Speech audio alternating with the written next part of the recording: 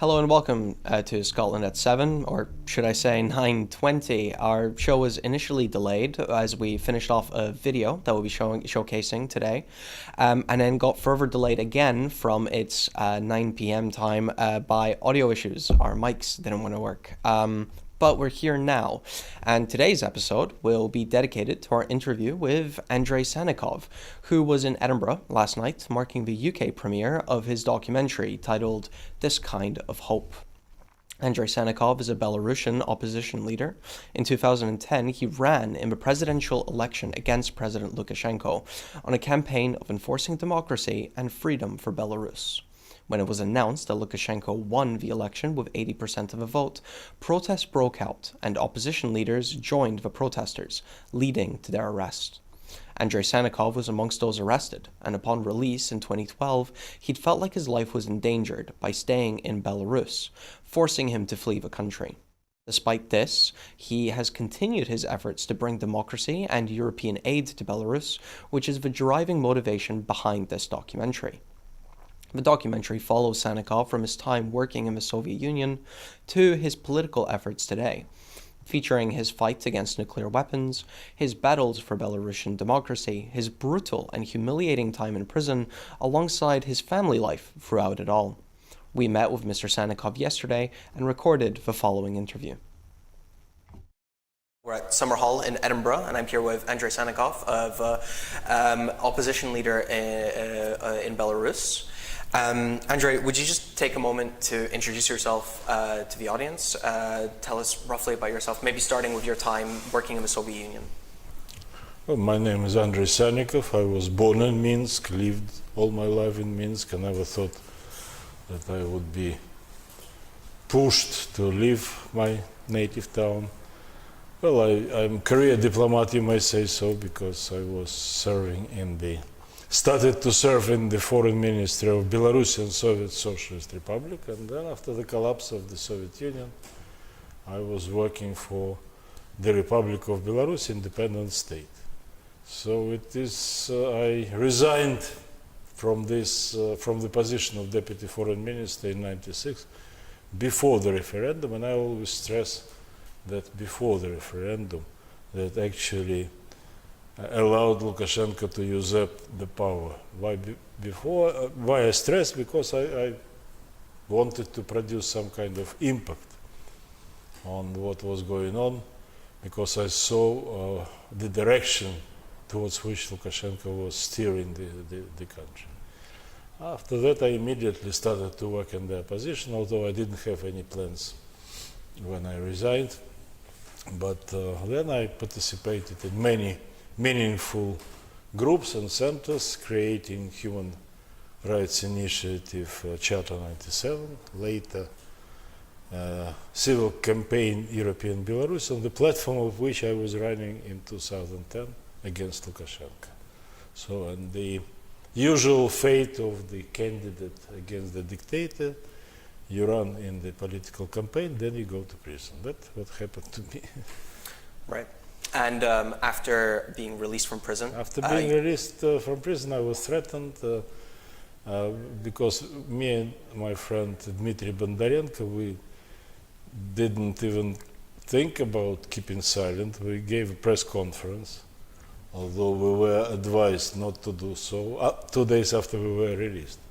And Lukashenko gone mad and promised to put us in prison again if we open our mouths. Then death threats started to come, and I didn't take a decision, but then when I was in Lithuania, the situation became very tense and the threats were mounting. I had to take this very difficult decision for me. So, right. But yet I took it not for the safety, but for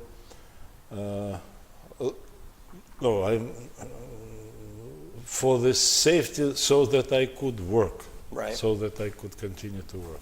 And that's why we're here today, because your movie is premiering, This Kind of Hope, which is taking a look at you, your life, your political action, taking a look at this forced exile that you were put into.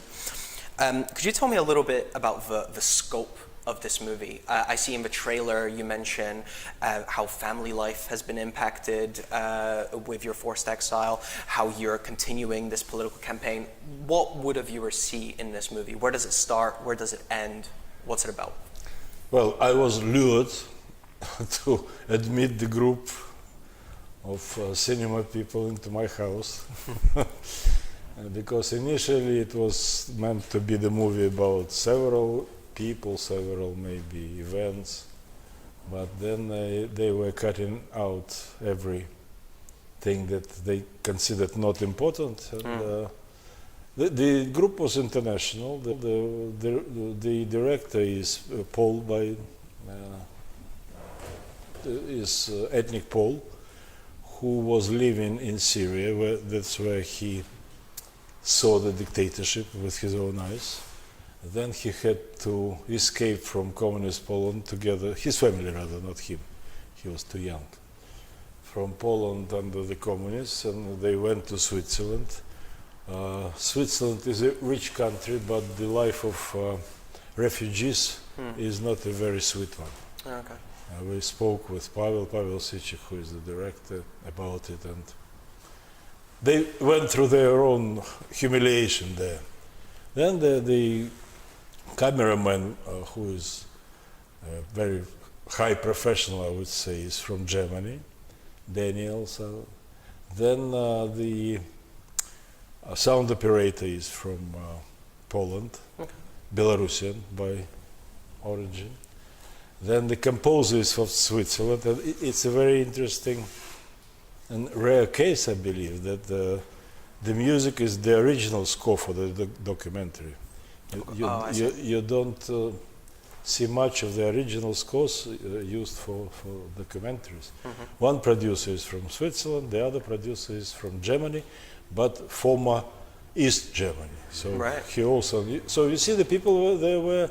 Most of the people didn't understand what we are going through, we Belarusians, and that is why they decided to make this movie right. about me. But actually, it's a statement about Belarus. Well, it is, like you mentioned, a pretty unique perspective. I only know of one other movie or documentary kind of focused on an opposition leader in Belarus or Russia, and that was the Navalny movie that just released 2 years ago, I believe.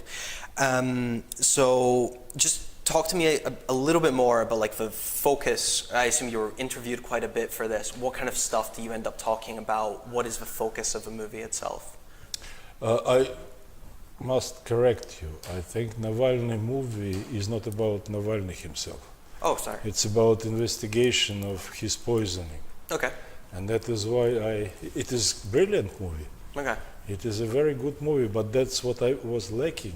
I didn't see Alexei as a person in this movie. I saw very professional investigation done by Christo Groziev and Navalny, of course, and his team. But that was lacking. But this movie and this team were working very thoroughly. And you ask about topics. All topics were raised. Right. I think there are more than maybe several hundred hours of filming, of tapes. Wow. I don't know how they managed to edit it. Yeah. Editor is from Spain. And, a very international effort. Absolutely international. And topics from mostly about Belarus, about the situation in Belarus, why it happened, what is happening, about life of me and my family in this difficult circumstances, about the exile and then threats coming from Belarus. So it is, as my friend, the theater director, who lives here in London, who saw this movie, said, it's a very balanced combination of personal and social. Thank you. So, taking a look at this period of the 80s and 90s, what did the collapse of the Soviet Union look like from your perspective? How did you see it? How did you experience it? Best time in my life so far. Okay. Because it was really encouraging. All was opening all of a sudden. all the information that we didn't know about Stalin's time, for example. We did know a little bit. All the books that were hidden, all the films that were not shown, lectures. I was lucky to be in Moscow at that time. It's probably the only time I could have been in Moscow, and I was in Moscow, because it was perestroika. And because no matter what, but everything was starting in Moscow, even the independence of former Soviet republics was going through the Moscow decisions of or intentions to keep the Soviet Union, to keep the power there. So it was very interesting. And I was studying in the diplomatic academy, but at the same time I was playing hooky, you know. I mean, I was running away from lectures to go to the different lectures. Sure. Lectures of dissidents like Sakharov, like Chernychenko, like Afanasyev, many names that were leaders of this. What would be spoken about in these lectures? What kind of stuff was being taught at the time? Everything. For example, Yuri Afanasyev, I respect him a lot. He invented this term, aggressive and obedient majority. Oh, interesting. That's what he called the people in the power echelons in the Communist Party, that they were obedient and aggressive at the same time, wanted to keep the power. He was speaking about the Soviet system, about the history, real history of the terror of creation of the Soviet Union. Sakharov, of course, was speaking about the human rights, but he was offering constitution which was also not radical enough for that period, because everybody, it was clear that it is impossible to maintain this empire, and the republic will become independent states. I see. And there were also people like Lev Rubinstein, who was recently killed in a car accident, very well-known avant-garde poet in Russia, or Viktor Yerofeyev, or, you know, there were so many, or Vladimir Sorokin, so many people with a lot of deep thoughts about our life, about our past, about our future. So it was, you know, it was like I was fed with very healthy food. Right. You mentioned this term, aggressive obedience. Is that referring to obedience to Russia, or? No, it was referring to the, first of all, to the many people in the Supreme Soviet of the Soviet Socialist, of the Union of the Soviet Socialist Republics, that were, there still was, when it was convened, there still, majority still was a communist majority. So Afanasyev called them aggressive, obedient majority, but then it was extrapolated for the whole country. Yeah. That is, this majority was formed, and it helped to keep the power of these Politburo bosses that were dying but keeping the power. Do you think that's the primary reason why post-Soviet Belarus developed as it did? What do you mean? When it seems like when other countries left Soviet control, and after the Soviet Union collapsed, they seem to have developed democracies. They seem to further align themselves with the West. Why did Belarus develop and proceed as it did? Who developed democracy? Nobody. I'm sorry? Nobody. No country. Baltic states are not counted. Okay. Because Baltic states, we don't even include them into the notion of former Soviet republics or newly independent state, because they were occupied in 1940. That means that they spent in this concentration camp much less time than we did. Second, they were not. This occupation was not recognized by the West, and that is why after the collapse of the Soviet Union, Baltic states had better chance to renew their identity. As for other republics, maybe only Ukraine did show some results, because it was impossible to immediately reform the country. And we were not helped by the West. We were not helped by democratic countries. We were not helped by those countries that had possibility to help, but they were busy doing business and making money on us. So Belarus was unique because when every former Soviet republic, even Baltic states, although they are not included, remember, were having their presidents immediately. So immediately party secretaries became presidents. Belarus remained parliamentary republic from 91 to 94.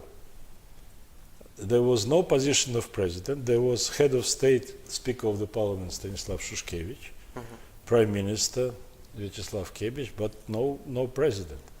And that's when Prime Minister of that time, Vyacheslav Kebich, decided that he wants to become a president. Then our trouble started, because Lukashenko was kind of democratically elected, and after that, Belarus had very good chances at the beginning, but yes, we missed it. We didn't miss it. Do you think the Baltic countries are just equally under, I suppose, Russian influence or a non-democratic rule as Belarus? No, I didn't say that. I was just asking, sorry, for clarification. No, they're not under the influence of Russia, they're under threat of Russia. Okay. And they understand it very well. Okay. And that is why they are most vocal, because none other than Baltic countries, Belarusian people, Ukrainian people, Moldovan people understand what it means to be under Russia, what it means to be the target of Russian expansionism. So no, it's vice versa. Belarus was quite at a very good initial position, but then we missed it. Interesting, thank you. Moving on to the 90s with nuclear disarmament. Obviously, you were the head of a Belarusian delegation in 92. Why was it so important to get nukes out of Belarus? Because it was not necessary for Belarus. It was not strengthening our security. Vice versa, it could have undermined our security, because we didn't have any control over those nuclear weapons that were on our territory, and on our territory were mobile intercontinental ballistic missiles that were on heavy trucks, and they can be withdrawn like that, even without our consent. And that is why the decision, I think, and it was a consensus, that we will become non-nuclear state of non-proliferation treaty, allow all the nukes to leave our territory, but for that we need to be compensated. We need to have cooperation in different areas that required reforms, Western technology, and we were discussing this with the United States, and there was an understanding on that end. And in general, I think that our reliable position in nuclear disarmament facilitated our relationship in this period with the United States, because they saw us the reliable partner. Right. And they were eager to provide assistance to go ahead with economic project, with joint enterprises and everything. So, but what we wanted to do is to have the right to know what is going on in our territory, because we didn't know that. Because initially both Russia and United States thought that they would say that, okay, everything should be controlled by Russia, so sign this paper without looking at it. Right. And that's it. We said, no, you forget that we are not under Moscow anymore. Yeah. Neither we nor Ukraine. We have to negotiate our rights. And we have to know what to expect from this withdrawal. Right. What if this withdrawal means some damage to ecology, environment? And we were negotiating quite hard. It was difficult process, but difficult because first it was misunderstanding on the part of the United States, but then when there was finally they understood what we wanted, us and Ukrainians, they were quite accommodating and cooperative. But Russia was fighting against us very strongly.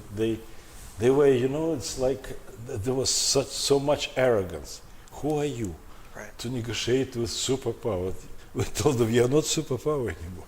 Superpower is on the other side. It's the United States. You are nobody. Right. So let us do it in a friendly way instead of fighting each other. Sure. So how do you feel about Russian nukes now returning and being stationed in Belarus? Very bad. Because, you know, what was created at that time and in what I took part, it was very good system of deterrence. Nobody was thinking of using nuclear weapons. Nobody was thinking of attacking each other, because we already went through a period when before Gorbachev there was, if you remember, theory of nuclear winter, which was a description by scientists, by real scientists, what will happen if nuclear weapons is exploded, used. And it was demolition of the world in 2 words. And we had to create this system that every nuclear state and every non-nuclear state understood that if there is a preparation even for nuclear strike, there have to be an immediate response. Right. And that is why we were quite, especially when Russia and America started to reduce their arsenals, and they were doing it, when they were withdrawing the most dangerous missiles, we were quite reassured that the world is moving in the right direction. Right. Then Putin now ruined everything. He stopped all the treaties. It is when the people say that, look, but this is America that terminated or suspended the treaties. No. Americans were reacting to Russia when they terminated INF treaty, for example. It's intermediate nuclear forces, which are lesser range missiles than intercontinental. So it is scary. It is really scary. And they say that, okay, but tactical nuclear weapons is not so dangerous. Wrong. Because tactical nuclear weapons mean strategic attack with nuclear weapons in Europe. And that will change completely not only the war, character of war, but it will change completely the security situation in Europe. And NATO will have to take decisions to use their arsenals or their weapons that could thwart Russians from this. So it is extremely dangerous, and any even attempt to speak about the usage, it is scary. So you kind of mentioned there, do you think the strength of the argument for nuclear deterrence has gone down with time? How valid of an argument is this mutually assured destruction nuclear deterrence? Not valid anymore. Not valid anymore. It is valid because why I say it could have been valid. You're right, but somehow NATO countries and nuclear states they don't use this argument. Right. They don't use when Putin was saying that I will move tactical nuclear weapons on territory of Belarus, and Lukashenko was so happy with this statement. I didn't hear anything. I didn't hear any, even retired maybe military experts say that you forgot about the deterrence, you forgot about what we can do with you. Right. Believe me, our potential, our technological capacity is much higher, and we will do it immediately. I want to hear this. I don't hear it. And that is why, the deterrence, that's why I'm so annoyed that the deterrence system that could have been at least revoked in these cases is not used, is not revoked. Would you argue for more NATO or maybe Western countries in general to start disarming their own nuclear weapons? No, not now. Impossible. That will be weakness. That will be weakness. I think that now they have to demonstrate that besides United states, there is France, there is UK that have nuclear potential, and this is a joint nuclear strategy that they are discussing and that joint nuclear plan that they have. Yeah. That's what has to be done. No, today, if somebody hint on disarmament, the Putin will be so happy. Right. You are dealing with distorted logics on the side of Kremlin wall. Okay. I have a last little series of questions kind of asking you about how your general feel about the political mood and the trajectory in Belarus. At first, I kind of just wanted to ask you about what is the mood of the Belarusian people? How do you gauge what their beliefs are, what their wants are? Is there any polling or any voting that you trust? Or like, how do you gauge what they want and what they believe? Very gloomy. The mood is extremely gloomy. Situation is horrendous. We have about 10,000 political prisoners. Can you imagine? In the center of Europe. We have 2 arrests every day, starting from 2020. Every day. People are being killed. I always stress that people are not kept in prisons in Belarus. In Belarus, people are being killed in prisons. We have already 5 cases that we know of.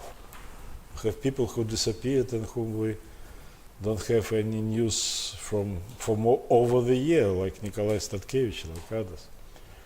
But at the same time, it's an indication when he needs these victims, when he needs to hear reports every day that people are arrested and that the police forces continue to beat and arrest people. That kind of that's a kind of self persuasion that he's in control. He's not in control. He is afraid because he knows the mood of the people.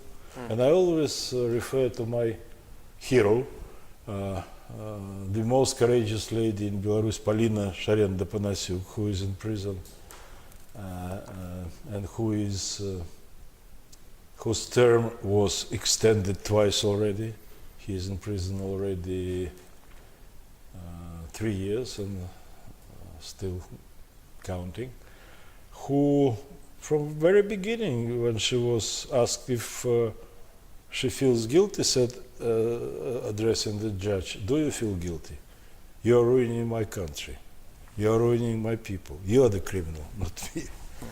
And she is beaten. She is sent from prison to prison. She is sent to solitary confinement cell. But with every possibility when he can send some message outside the prison, the message is the same.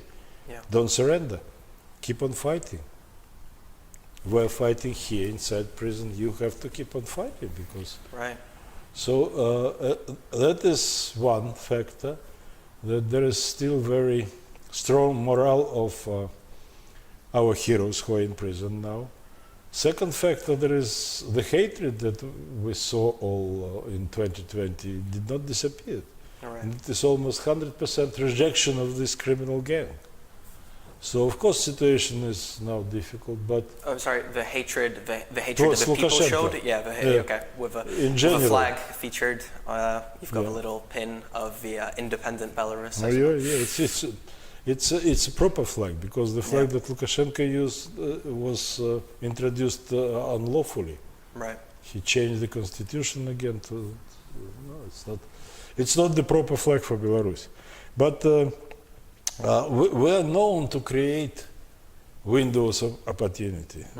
The most visible one was created in 2020. That was our revolution. We will create the window of opportunity, I think, quite soon. Okay. But we are also known to miss these windows because we don't have full understanding of democratic world, of how badly we need help from outside. Because And what is fueling these windows of opportunity? Why were the protests in 2020 so much larger than those in 2010? You mentioned the growing hatred amongst the people. Are there other elements at play? How has, I don't know, technology and social media fueled people? Or what else has influenced more Belarusian people to stand up and take a stand for what they think is right for the country? 10 years has passed since 2010. It was a very natural growth in protest mood because nothing happened, Right. because people were persecuted for nothing, because there was a real intention of a regime, and everybody saw it, to completely seal the lid of the, on the situation in Belarus and keep all the people under control. So, and yes, social media that were becoming quite popular, and which played their role in many other countries like Iran, for example, and, Right. others, and Turkey. Well, it all contributed, but the main reason is that enough is enough. Taking a look from the other side, while the public is in your eyes, and from what we've spoken about here, sort of more gearing itself against Lukashenko and more towards democracy, there's also more pressure on Lukashenko to maybe be more of a dictator, or to align himself more with Putin and Russia. I guess, what do you make of Press Secretary Natalie Eisman's, Press Secretary of Belarus, Eisman's comments that a dictatorship is just a way of ensuring a happy, basic life for the people, and how has that played out in Belarus? I always puzzled when I'm asked to comment on stupidity. You know, it is yes. Putin might expect something from Lukashenko. Lukashenko himself wants more control, more repression, but he doesn't have resources. Right. And Putin, who is waging the war against Ukraine, cannot provide him with the same resources as before.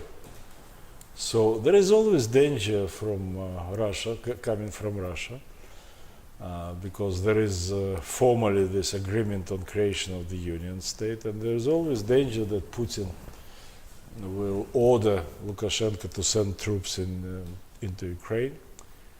But I think that the situation in the region is such today that there is no good decision neither for Putin nor for Lukashenko.